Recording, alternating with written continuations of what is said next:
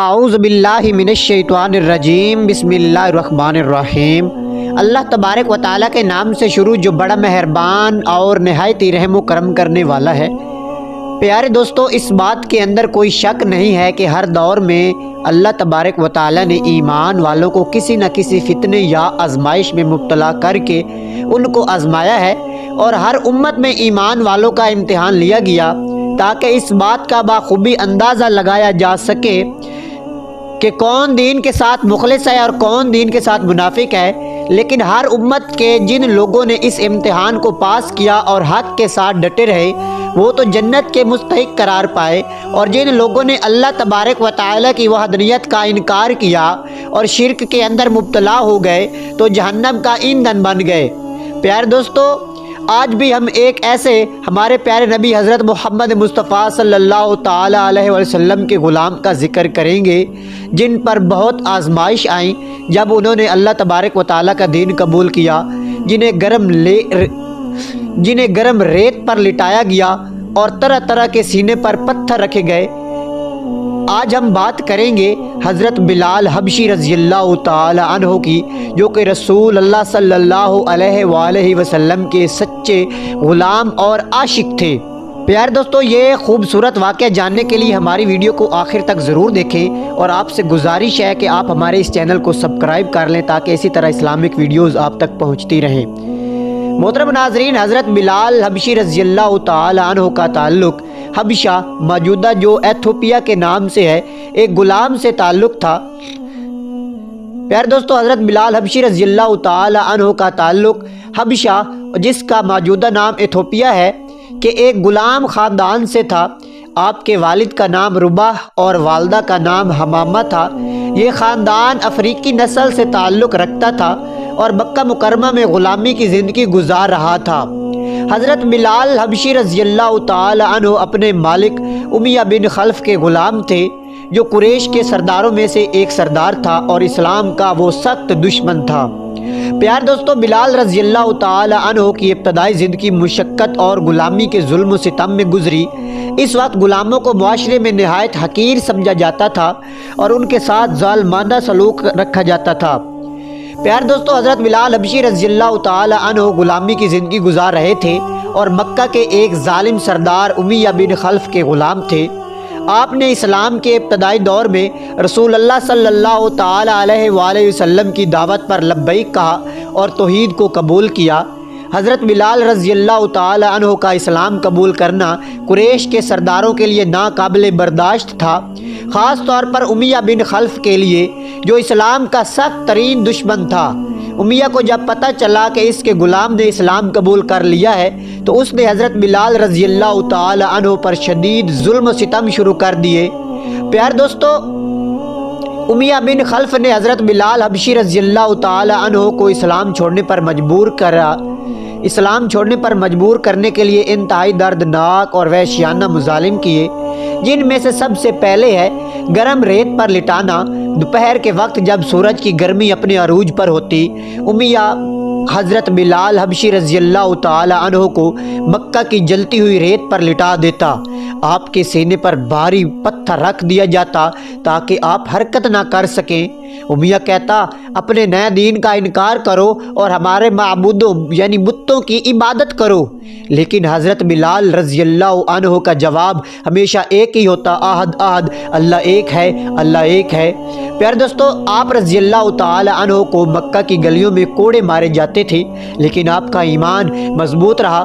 گلے میں رسی ڈال کر گھسیٹا جاتا تھا۔ آپ رضی اللہ تعالیٰ عنہ کے گلے میں رسی ڈال کر مکہ کی گلیوں میں کھینچا جاتا اور لوگ آپ پر ہنستے۔ آپ پر بھوک اور پیاس کی اذیت دی جاتی، کئی دنوں تک بھوکا اور پیاسا رکھا جاتا تاکہ آپ اسلام کو چھوڑ دیں۔ پیار دوستو، حضرت ابو بکر صدیق رضی اللہ تعالی عنہ کی مداخلت کچھ یوں ہے۔ حضرت بلال حبشی رضی اللہ تعالی عنہ کو مظلومیت کی خبر مسلمانوں تک پہنچی۔ حضرت ابو بکر صدیق رضی اللہ تعالی عنہ، جو خود ایک امیر اور نرم دل انسان تھے، یہ ظلم برداشت نہ کر سکے۔ وہ امیہ بن خلف کے پاس گئے اور حضرت بلال حبشی رضی اللہ عنہ کو خریدنے کی پیشکش کی۔ امیہ بن خلف نے ضد کی۔ پہلے امیہ نے حضرت بلال رضی اللہ عنہ کو بیچنے سے انکار کر دیا، لیکن جب حضرت ابو بکر صدیق رضی اللہ عنہ نے بھاری رقم پیش کی تو امیہ لالچ میں آ گیا۔ امیہ نے طنز کرتے ہوئے کہا، میں نے بلال کو ایک معمولی قیمت پر بیچ دیا، وہ تمہارے کسی کام کے نہیں۔ حضرت ابو بکر صدیق رضی اللہ تعالیٰ عنہ نے جواب دیا، اگر تم 10 گنا زیادہ قیمت بھی مانگتے تو میں بلال کو خرید لیتا۔ حضرت ابو بکر صدیق رضی اللہ عنہ نے حضرت بلال حبشی رضی اللہ تعالیٰ عنہ کو آزاد کر دیا۔ اس کے بعد آپ آزاد انسان کے طور پر رسول اللہ صلی اللہ تعالیٰ علیہ وآلہ وسلم کے قریب ہو گئے اور اسلام کی خدمت میں اپنی زندگی وقف کر دی۔ پیار دوستو، آزادی کے بعد جو حضرت بلال حبشی کو مقام ملا، حضرت بلال حبشی رضی اللہ عنہ کی آزادی کے بعد رسول اللہ صلی اللہ تعالی علیہ وآلہ وسلم نے انہیں بے حد عزت اور اپنے قریبی ساتھیوں میں شامل کیا۔ آپ رضی اللہ تعالیٰ عنہ کو اسلام کا پہلا مؤذن مقرر کیا گیا اور یہ شرف ہمیشہ کے لیے آپ کے نام کے ساتھ جڑا رہا۔ پیار دوستو، حضرت بلال حبشی رضی اللہ عنہ نے تمام مظالم کے باوجود اپنے ایمان پر سمجھوتا نہ کیا اور ثابت قدم رہے۔ حضرت بلال حبشی رضی اللہ تعالی عنہ کی آزادی نے اسلام کی اس تعلیم کو واضح کیا ہے کہ اللہ تبارک و تعالی کے نزدیک برتری صرف تقوی کی بنیاد پر ہے، نہ کہ نسل یا سماجی مقام کی بنیاد پر۔ حضرت ابو بکر صدیق رضی اللہ تعالی عنہ نے اپنی دولت سے حضرت بلال حبشی رضی اللہ تعالی عنہ کو آزاد کر کے اخوت اور قربانی کی مثال قائم کی۔ پیار دوستو، رسول اللہ صلی اللہ تعالی علیہ وآلہ وسلم نے حضرت بلال حبشی رضی اللہ تعالی عنہ کو اسلام کا پہلا مؤذن مقرر کیا۔ آپ کی آواز خوبصورت، بلند اور دلوں کو چھو لینے والی تھی۔ جب مدینہ میں مسجد نبوی تعمیر ہوئی تو حضرت بلال حبشی رضی اللہ تعالی عنہ اس کے مؤذن مقرر ہوئے اور ہر نماز کے لیے اذان دیا کرتے تھے۔ آپ کی اذان سن کر مسلمانوں کے دلوں کو سکون ملتا تھا اور اسلام کی روحانی فضا کو آپ کی اذان نے مزید خوبصورت بنا دیا۔ پیار دوستو، اسلام کے ابتدائی دور میں مسلمانوں کو مکہ مکرمہ میں شدید مظالم کا سامنا تھا۔ حضرت بلال حبشی رضی اللہ تعالی عنہ بھی ان مظالم کا شکار تھے، لیکن آزادی کے بعد آپ نے رسول اللہ صلی اللہ تعالی علیہ وآلہ وسلم کے ساتھ اپنی قربت کو مزید مضبوط کیا۔ جب مکہ مکرمہ میں حالات ناقابل برداشت ہو گئے اور رسول اللہ صلی اللہ تعالی علیہ وآلہ وسلم کو اللہ کے حکم کے مطابق مدینہ ہجرت کا فیصلہ کرنا پڑا تو حضرت بلال حبشی رضی اللہ تعالی عنہ بھی ان خوش نصیب صحابہ میں شامل تھے جو مکہ سے مدینہ کی طرف ہجرت کر گئے۔ پیار دوستو، مدینہ پہنچنے کے بعد حضرت بلال حبشی رضی اللہ تعالیٰ عنہ نے اسلامی معاشرت کے قیام میں اہم کردار ادا کیا۔ مدینہ میں مسجد نبوی کی تعمیر کے دوران آپ نے بڑھ چڑھ کر حصہ لیا۔ رسول اللہ صلی اللہ تعالی علیہ وآلہ وسلم نے آپ کو مسجد نبوی کا پہلا مؤذن مقرر کیا اور آپ کی اذان مدینہ کے مسلمانوں کے دلوں کو ایمان سے بھر دیتی تھی۔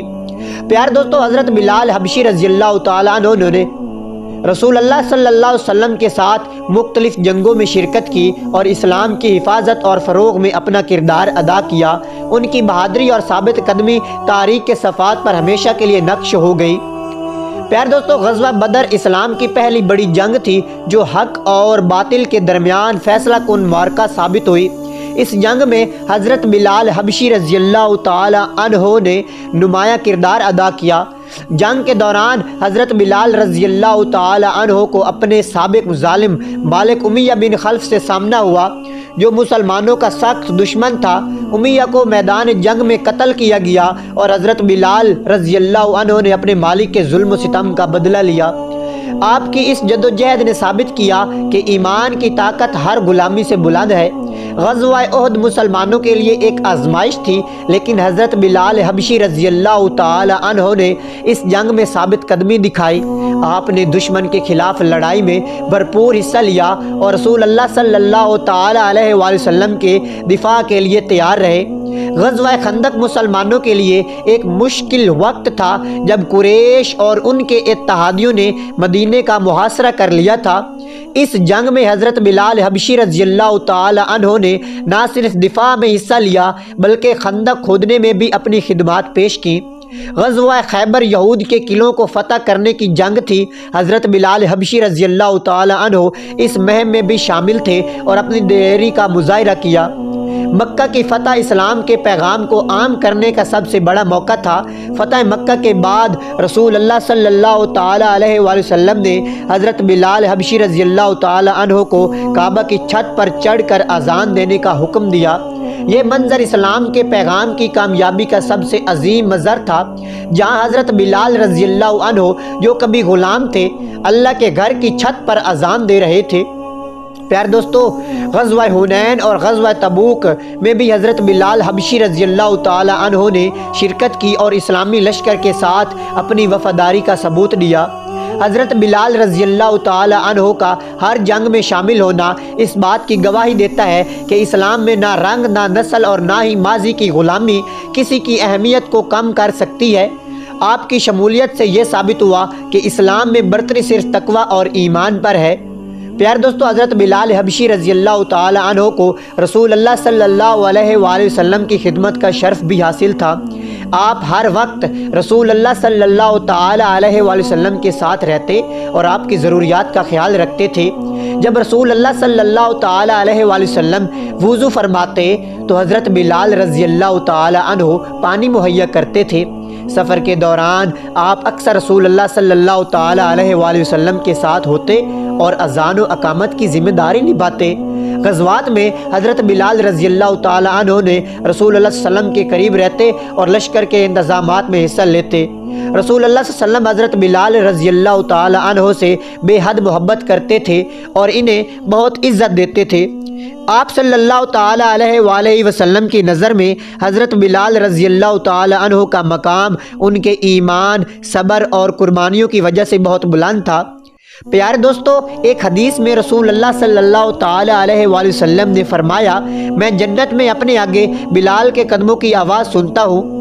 صحیح بخاری کی اور صحیح مسلم میں حدیث ہے۔ یہ بات حضرت بلال رضی اللہ تعالی عنہ کی عظمت اور اللہ کے نزدیک ان کے بلند مقام کو ظاہر کرتی ہے۔